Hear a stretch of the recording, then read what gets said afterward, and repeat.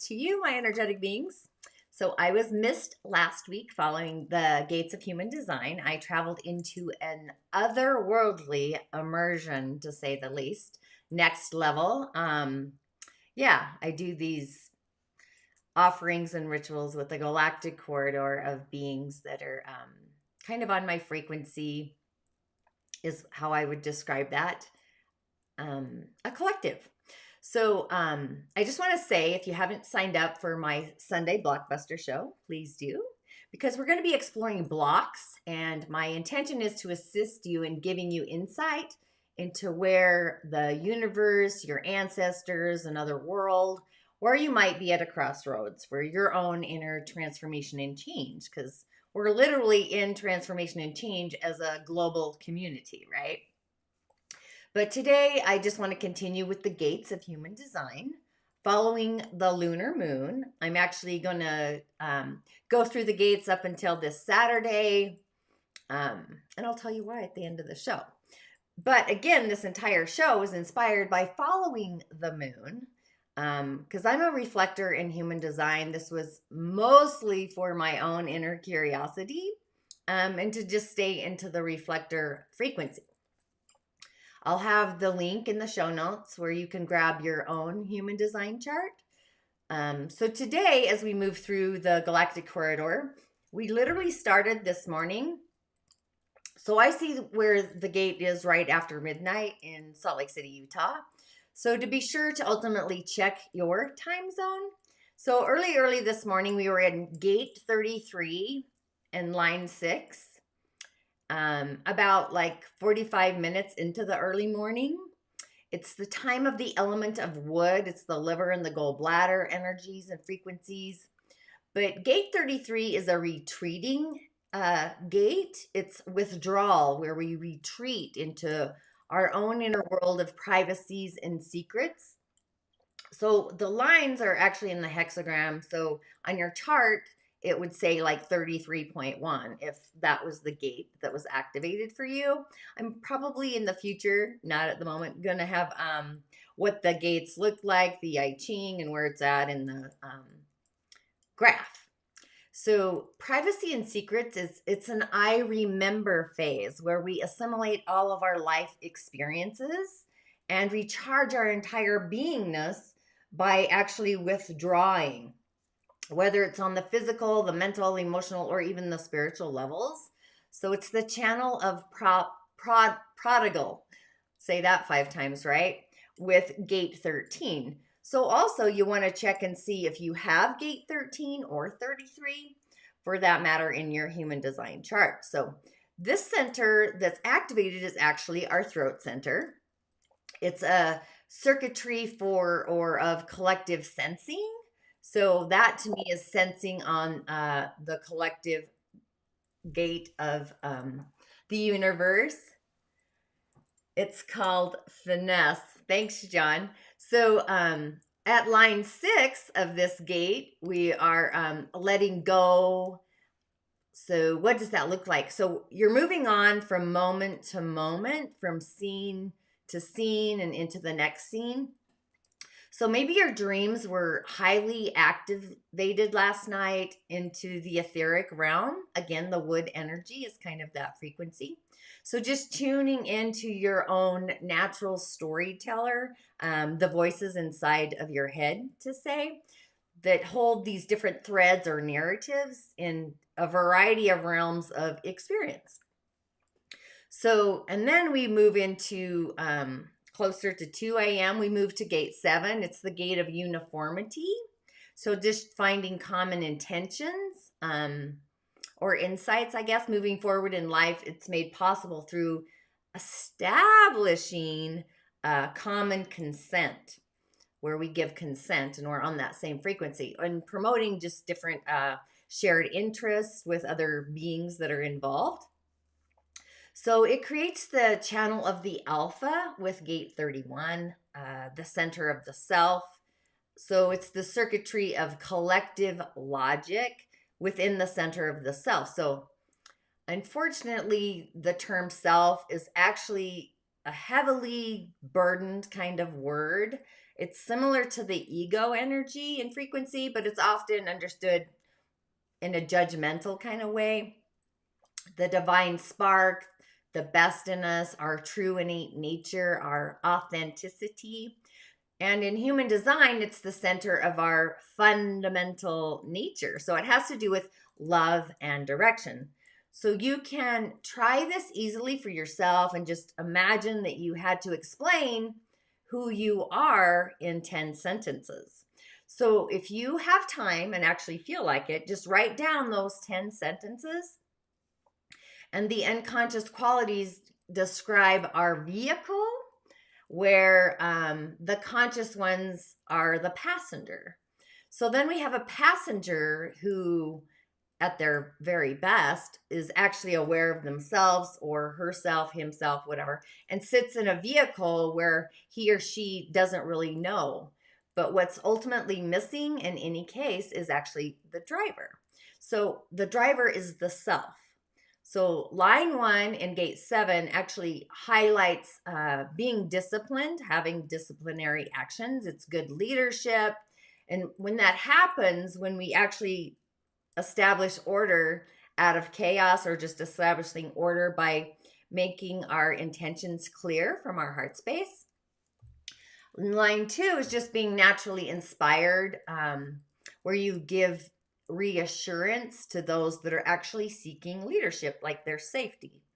And line 3 is kind of disordering. It's finding the order in the chaos through playing a variety of roles, either divergent roles or separating roles.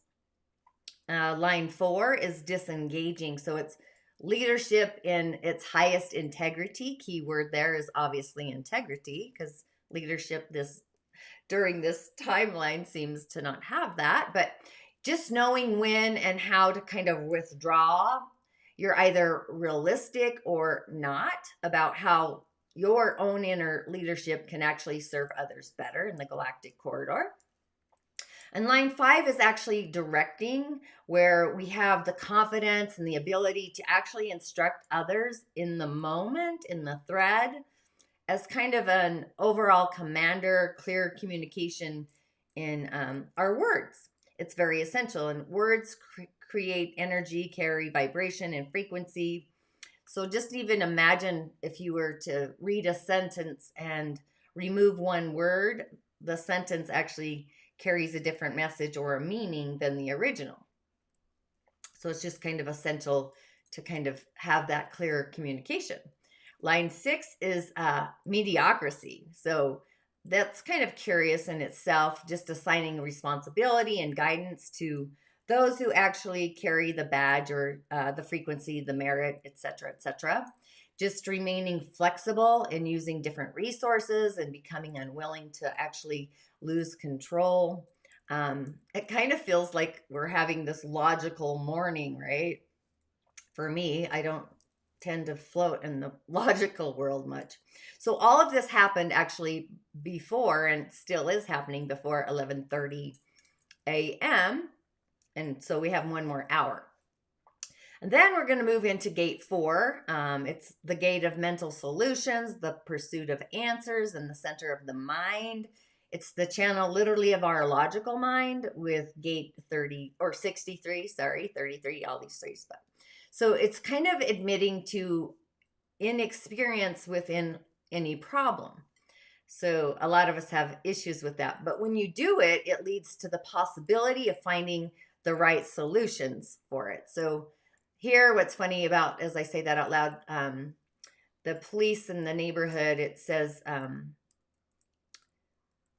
something about the problem or fix the problem. And I'm always thinking, why doesn't it just say be the solution? So that's what this kind of incites for me, this particular gate. And line 1 in this gate is learning. So it's a great time, just using timing as a gift that actually enhances the problem solving. Where line 2, it's actually kindness. This for me resonates with the element or the energy of wood, and just actually all the elements. It doesn't matter if it's the Dagara cosmology, Chinese medicine, feng shui. Kindness kind of energizes there. So, and we all need more kindness, and just recognizing that every body has different strengths and also weaknesses. Line 3 is carelessness. It's so a love of solutions that might not actually solve those problems. So if you allow it, a lazy mind will actually settle for the easiest solution over the more relevant one. That's kind of the message there. Where line 4 is more justifying.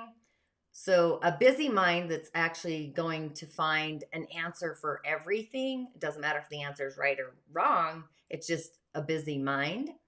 Line 5 is being actually more broad-minded, more expanded, solving difficulties by just being open to any and all resources, whether it's intuitive or psychic or worldly or otherworldly, it doesn't really matter. Line 6 is where we end with cleverness. It reminds me of like the clever rat in Charlotte's Web. Sometimes with the cleverness, we're literally too clever for our own good. So if you think your mental solutions will actually endure, the mind, unless it's disciplined, always tries to kind of dominate life with its solution and the mechanics of that. It feels too logical to me. I don't function there, so it's kind of awkward. And it feels like the machine part of being human in a way is kind of where I'm going. So then we move to gate 29 around 9:45 this evening. That's all about commitment and the automatic yes ma'am or yes man or whatever that looks like. So it's about being sincere and patient and having perseverance, and it provides this foundation or the success, the basic success that we all actually have in gratitude. It rules the sacral center. It's the circuit of this collective sensing. So that just tells me that intuitive or sensing is going to kind of come online as a collective.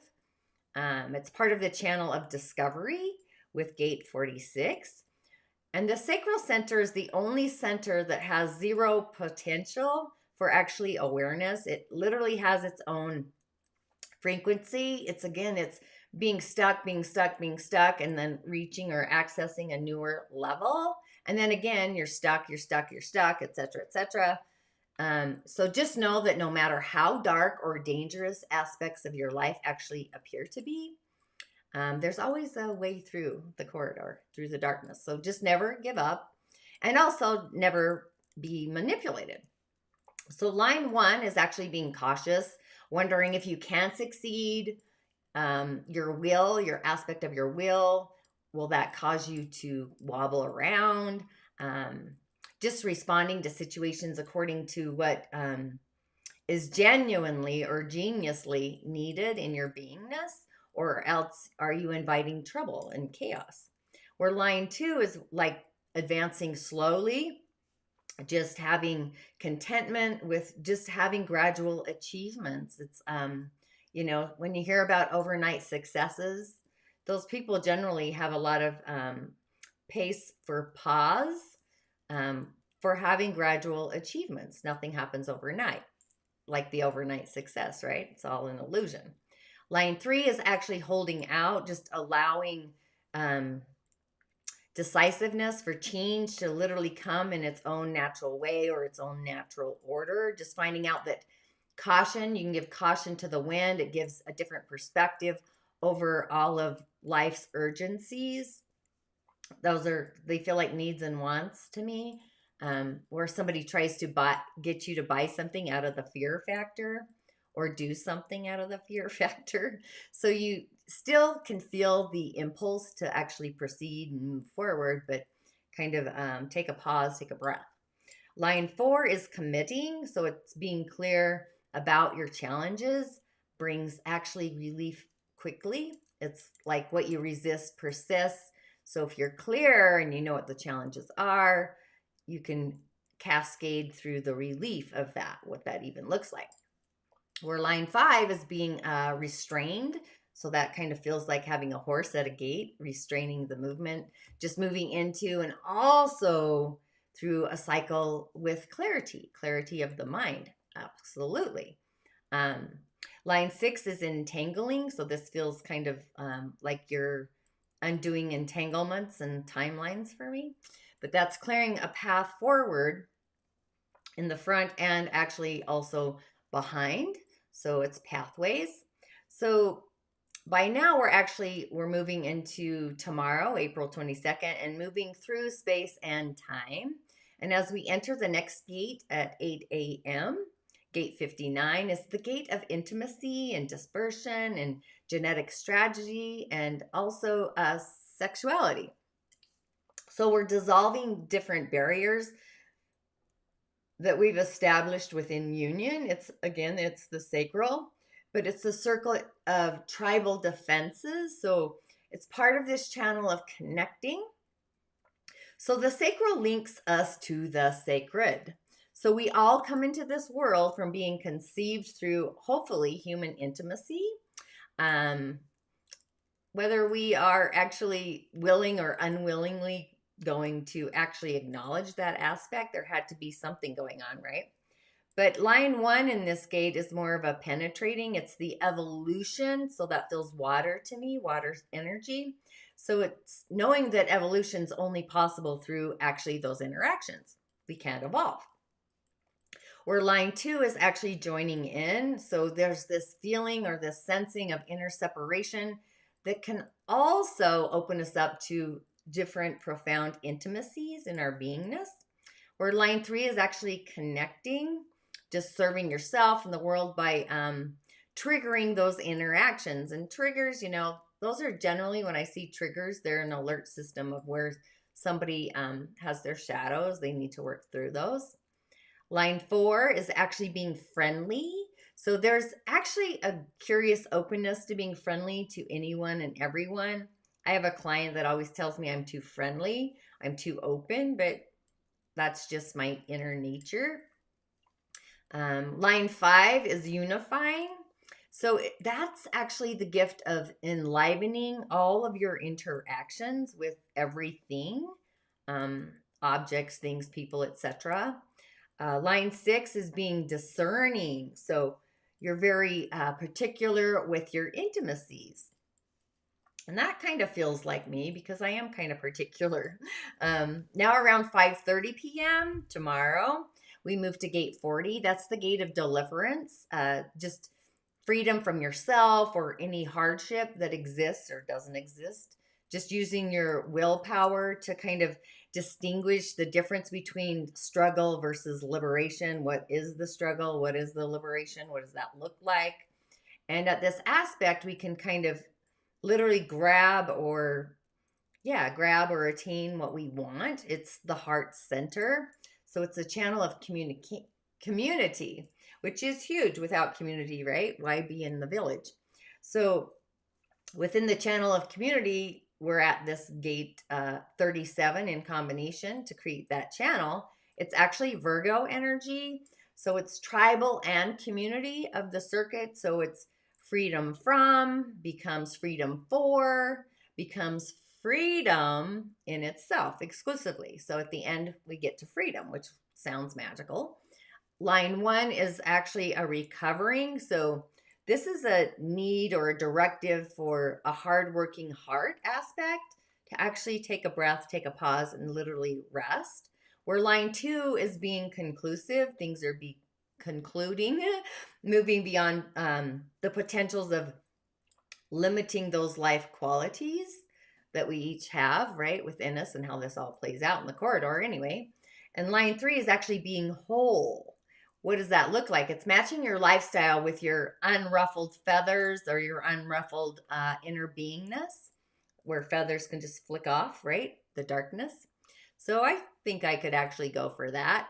And just know that if you make a display of ego or willpower, you're actually easily going to attract those problematic situations or, the crowd that you vibe with. It kind of brings in that aspect. Where line 4 is reality check. And that is actually definitely Virgo because Virgo is reality. Honestly, just viewing a tendency to include unrealistic partnerships or relationships or perceptions in things literally change constantly. They're always in transformation and change. So, it's just knowing that you need to drop alliances that actually limit your freedom, which I do that. I don't like anyone in my circus that tries to tell me what a good life is or assumes that their life is better than mine based on whatever they base that on in all actuality. Line 5 is actually liberating, which I can relate to. It's just being clear in our separation from outside interference, the shadows. So, in a world full of all of these hazards that are going on in the galactic corridor, we actually require all of our associations, our partnerships, relationships, community to all be supportive and more relevant into what's going on in the village. Where line 6 is taking a definitive stance. It's where freedom's actually realized through conclusive remodeling or removal. I like remodeling of obstacles. What does that look like? So this is where you overcome your own reluctance to actually be free. Hi, Zana. And actually remove anyone or anything that's kind of holding you back. It's kind of like the impeding force that keeps us from moving forward. So now we've moved into April 23rd, the early mornings, 3:30 a.m. And we're at gate 64. So this is where possibilities become diverse in action or ideas. So confusion before completion. So it's this inner expansion. There's no perfect equilibrium. Again, it's kind of all the galactic corridor in the universe. And there's no absolute correctness in any of this, but there is always the pressure to find actually the balance and what that looks like.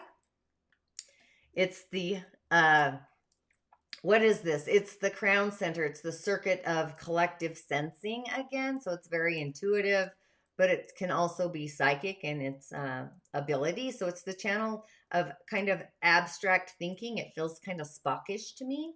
And we create this channel with gate 47. We're still in this Virgo energy.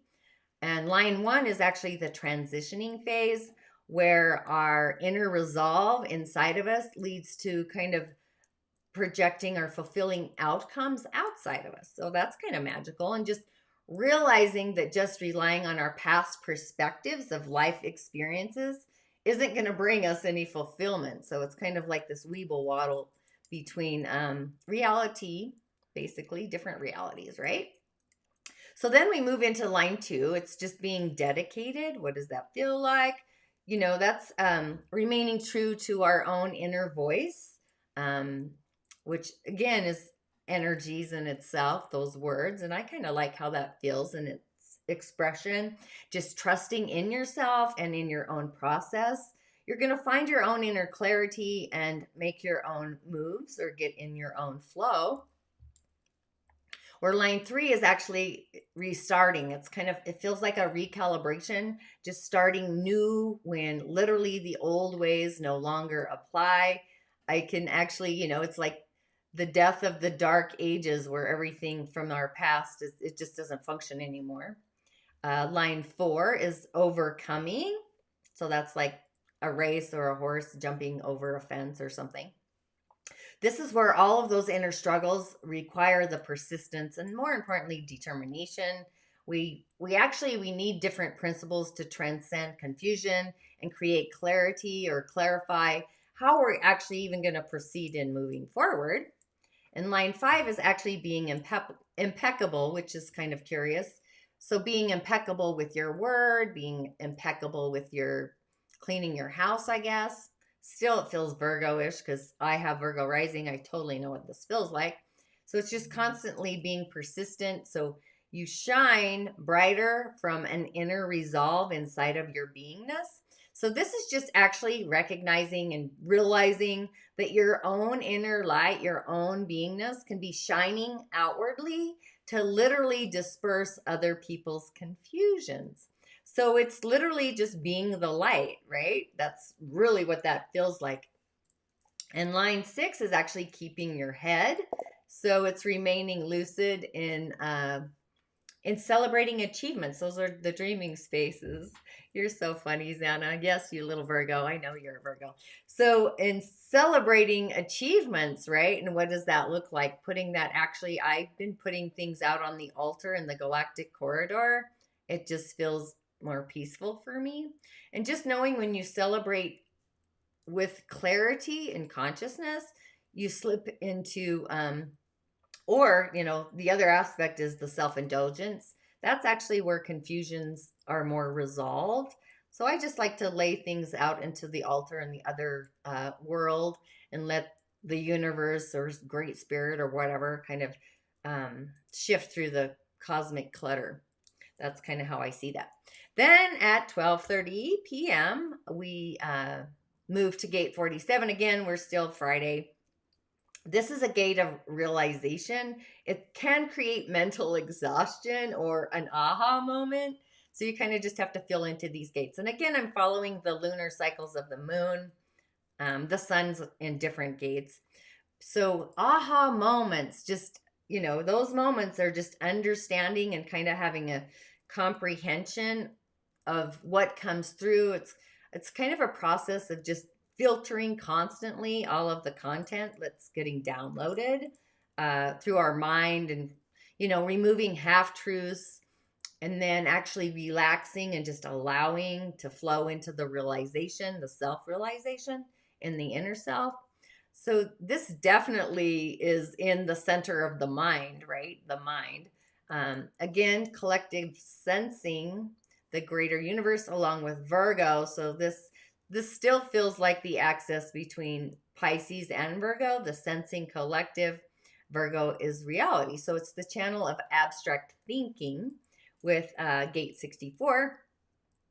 So what's curious is it's like this backwards flow. So we literally just left gate 64 and now we're actually in its circuitry. So I find that kind of curious how that flowed backwards. So I hope that makes sense. I don't really have graphics, but I'm going to work on this. So some things actually make absolutely no sense, and some things are plain just they're nonsense, right? So just when we examine the past associations for different realizations that actually create or manifest or make a distinction, like a separation kind of things. So the mind actually has its limits. So we go from being mentally oppressed to transmutation to literally transfiguration. So those are different aspects in shamanism as well. The transmutation and the transfiguration. I talk about this in one of my online courses. I think it was the energy body demystified. But within this gate, we move to line 1, which is actually pretty curious. We're reviewing. So this feels like maybe you're reviewing your life. So it's just having the truth it's just this constant bubbling is what I'm seeing. But sometimes it literally remains hidden from us because we don't want to see the truth. It's under the rug. So it's just by having a self-examination of our mental mind, you can remove any useless beliefs or even risk feeling overwhelmed in your frequency. Where line 2 is, I like this one already. It's being fortunate. So I like the feeling and the vibration of just those words. It's aligning with resonance, and it causes like movement through our journey. So that just feels nice. And what happens is the outer disputes or entanglements, they easily become inner ones unless you sidestep the others that are in the way, or all of the discords altogether. Ooh, you should be on my Sunday show with your depression. You better show up. I'm doing a BlockBuster show. There's a form somewhere. I'll have my girl. But line 3 is literally being confused. What does this look like? Because we are in confusion in a way. It's purely mental. It's this viewpoint of being mental. It can be unrealistically restrictive. Constantly thinking things are worse than they really are is really an easy way to become depressed. Ironically, right, Xana? I know depression is a thing. It's actually probably going to be one of the, I don't want to say that word. I think it's going to be at the forefront of the world where it's actually more of more of a situation like a disease than other things that are happening. It's an entanglement. You have to let go of the past ultimately and not, look at the positive experience that the past has brought and bring those forward and, just flick the other gnats away basically. Because we all have aspects of times when we're feeling lower, right? It's just, it's going through life's corridors. Like I am not always in my frequency and my vibration, but I always go outside and have conversations with nature and let God universe kind of, that's the altar that I created. It has to be. As we move through this corridor though, line 4 is actually holding focus and just maintaining our way or maintaining our inner frequency vibration in a world that's actually very confused. So it's being persistent in your beingness where you find your own way among others that are kind of fossilized, like in the dark ages, the dinosaurs, and they have a poor view in life or whatever you're in, or you might give up. So that's kind of, again, letting go of the dinosaur era, the dark ages, and moving forward through space and time. Line 5 is endorsing, where you become endorsed. And this is just making sense out of all these impossible scenarios that don't make any sense. Remaining kind of steady in your flow, regardless of what or how those situations appear at first or come to us. And just bringing in your joy, the joy molecules, and relief on the frequency and the vibration to your entire garden, whatever your village looks like. Where line 6 is actually being remorseful. And being remorseful, it's a vulnerability. It's kind of a nagging sense inside of us of like, what's the point of all of this? A call to literally go beyond our mind. So you really can't expect to think your way through life and live life fully at the same time. Because the mind ultimately will get in the way. It's just a corridor to file things off and bring up little memory triggers in a way, whether they're real or not. But later in the evening, we're heading into the early morning of Saturday. This Saturday, we're at gate 6. It's conflict resolution and emotional balance. It's this feelingness. So it's being unemotional or without passion. So just monitoring changes in your frequencies and in your feelings. So the real needs of any moment or situation are literally recognized. So it's taking a literal deep breath and ultimately bringing peace and having the pause. So emotion is very intertwined with, and it literally grows into wisdom through intimate contact in all aspects of life, not just in relationships. We're still in this Virgo reality, though, embodied, or the bodiness, because Virgo does rule the body. It's the internal balances between acidity and alkalinity. To me, this feels like somebody who needs to be drinking green smoothies, making sure they got their lemon water first thing in the morning. So it's this connecting gate or channel of connecting. It incorporates with gate 59. It links up with the emotional center. It's a tribal defense circuit. So line 1 is negotiating. It's the easiest time to resolve a disagreement, actually before it even starts, before it even gets out of the gate. And that feels pretty amazing, right? And just kind of common sense in a way. So, with any potential emotional upset, emotions are huge. I'm actually going to talk about the phases of the moon in my musing corridor if you want to join me there later. But emotional upset is just being time is fluid, really. It's often the most intelligent solution is the emotions. And really giving pause to peace. Line 2 is sensibility, where different conflicts erupt from a personal imbalance. This is inside of us. So it's an emotional charged situations where you find like this revolution with or without confronting others within yourself or outside of yourself or the galactic corridor. It feels transitional. And line 3 is literally having reservations. So this makes me feel like maybe not speaking your truth is kind of you hold back. We're vulnerable, right? So resolutions often happen by playing a more passive role, but achieving emotional clarity comes by making and breaking commitments with alertness. So it's like when you see those red flags psychically or intuitively and you're getting the memo, it's a vibration. So it sounds like you're just knowing your triggers there at this line in this gate. Line 4, I like. It's promoting peace. So this is a naturally strong emotional presence. It promotes more enduringness in our resolutions, in all of our emotional interactions. So you can easily promote different outcomes on your own terms, whether they're wise or maybe not so wise, and honoring that aspect within ourselves. And line 5 is actually being diplomatic, which is curious, right? Combining both emotional clarity with being objective in the flow. So just finding your neutrality, what I often call your zero fuck zone, basically. But it's hard to be really, really intimate with ourselves. A lot of people find that hard. And that's generally where we attract the frequency and the vibration of our own intimacy. It's our own inner garden that we have to clean up those toxic debris. That's just my opinion. Line 6 is being controversial. So this right here, it's a capacity to actually win a dispute and also attract fresh ones.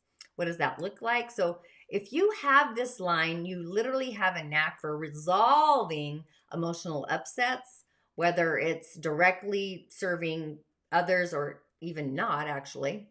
Now we're early morning Saturday. We moved to gate 46, early AM, 8 a.m. So, you could apply this to your sun sign as well, going through the gates, but that was just a thought for those of you that are just tuning in. And gate 46 is serendipity. I even like saying that out loud. It's self-determination, it's growth, good fortune, coming through actually different applications and being truthful, being sincere, or simply just being in the right place at the right time with obviously a better attitude or the right attitude. It's a channel of discovery. It reminds me of the Discovery Channel with gate 29. It's also the center of the self. We're still in the circuit of this collective sensing kind of frequency and vibration. So it's the love of your body is love of your temple, or love of the vehicle that conveys you through your precious life on earth plane, the earth school, right? So it's seriousness to ecstasy through the light. That sounds magical. I'm kind of excited for Saturday. Line 1 in this particular gate is promoting. So we have this inner conviction. It's recognized by those who seek to align with who we are. So you're obviously in the same frequency and vibration, attracting different assistance, not through so much as your inner confidence or your lack of readiness, but just being open for that. Line 2 is expanding. Like it or not, the eyes are on you and you can actually deliver. This feels like the eye of God to me in a weird way. It's even, with modest resources and without even the approval of others, you kind of grow through just being who you are inside of yourself. And I really kind of love this one. And also comment if you have any of these gates or these lines. It's kind of curious and fun to just follow these gates really and kind of have a perspective as they're coming through. Line 3 is progressing. So it's moving upwards in life without having doubt.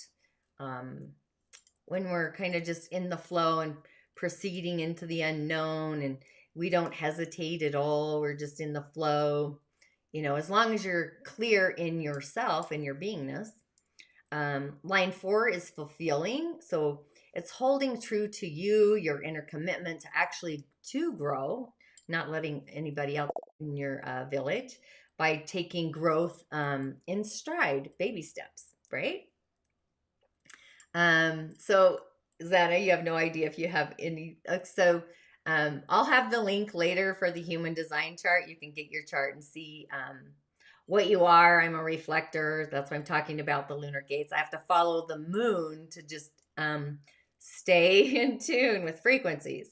But I'll have the link so you can do your chart. Most people are manifestors, generators, manifestor generators, or projectors. Projectors are kind of limited, but reflectors are very odd, I guess, or limited. That's hilarious. So when I'm talking about the gates, they're the I Ching. It's brings in the chakras, the it's this whole thing, human design. So I've been trying to just explore my reflector side. That's why I'm talking about the gates in human design. You can Google it, but that's what I'm kind of going through.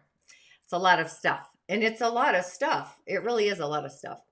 But just being true to your own inner growth and your commitment to grow, it's just taking growth in your own stride.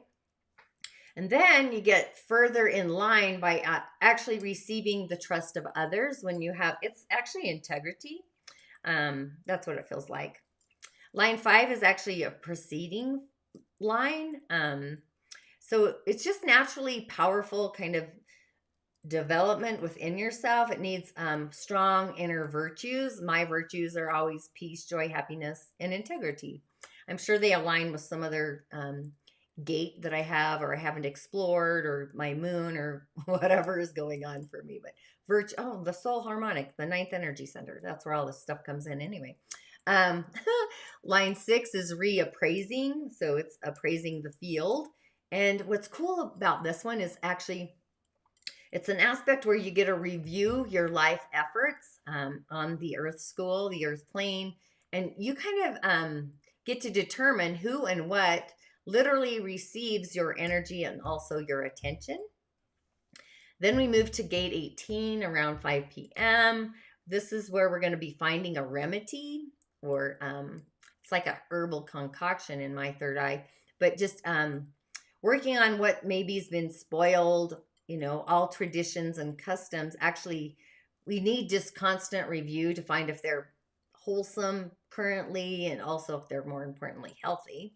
So this is actually the channel of judgment with gate 58. We're now in the spleen center. It's the circuit of the collective logic. So this makes me again feel like the machine was Spock, collective logic, right? The mind. It's where perfectionism can actually border on creating neurosis. So we go from judgment to perfecting through integrity. So, you know, those are words I like. Integrity, at least, is one of my favorites. So line 1 in this gate is actually being paternalistic, the paternal guiding, right? So difficulties at this gate involve updating male traditions. Patriarchal traditions are actually rooted in his Tory, like his story. And you can actually examine within this aspect and kind of find your own current relevance in this space and time. Line 2 is awesome. It's honoring the goddess. I totally love that. It's you know, we go through these instilled fears involving the power of the feminine. What does that look like? Sometimes I think power is an overused word, or sometimes people don't even recognize their own innate power. So any tendency to suppress the feminine side of your nature requires greater inner watchfulness in your own inner garden, whatever that looks like. And line 3 is just being impetuous. So you're driven to break down or break with the past and actually get into the future absolutely right now. Like, bam, you're there. You know, you're just sweeping out the cosmic clutter out of your closet.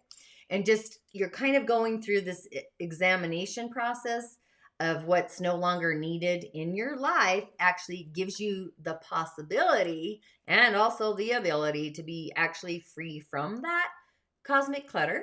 So I'm kind of liking this gate. And honestly, I didn't even look to see if I have any of these. I just kind of went into them. So that's kind of curious, right? I'll check into them later. But line 4 is allowing things to be. So it's attempting to cure symptoms and not the causes. So you're going to the heart of this problematic issue, and you go into your heart to see if you actually attract them to you, because that's how frequency and vibration work. It's literally a call to meditate and be in your heart space. And you can do meditation any time of the day. I know a lot of people say first thing in the morning. Um, I think you can do it while you're driving a car, honestly. But line 5 is self-correcting. So that's literally, if an airplane gets off course or whatever, you get back on your path. So this looks like an honesty to resolve just conditioning through being alert and having those red flags. So your watchfulness and your presence in all situations actually create clarity and clarify any of the conditioning, and it brings in relief. Again, it feels peaceful to me. And line 6 is also a cool one. It's being the Buddha, going beyond all conditioning. You kind of dedicate yourself to universal concerns and even spiritual development for all beings on the earth plane. So again, this brings us to Saturday. We've actually moved into the morning of Sunday Fun Day as well. But I'm going to be doing, again, the BlockBuster show on Sunday. So also be sure to join me there as a collective. I'm going to answer questions and give insight into shifting blocks to live your life with purpose and so on. And it's going to actually be pretty curious to see what gate I'm actually going to be in on this Sunday. So hopefully I'll be exploring those gates on Saturday. So InSHalla, Ashe, thanks for joining in. I'm going to actually jump on over to my musing corridor, and I'm going to be talking about the moon and the phases of the moon, the full moon, the new moon, and all that kind of juicy stuff. So I guess I'm kind of gravitating to the moon story because I follow the moon. Anyway, thanks again, InSHalla, Ashe, for jumping on and joining me. I'll see you soon, Zana. Blessings to you.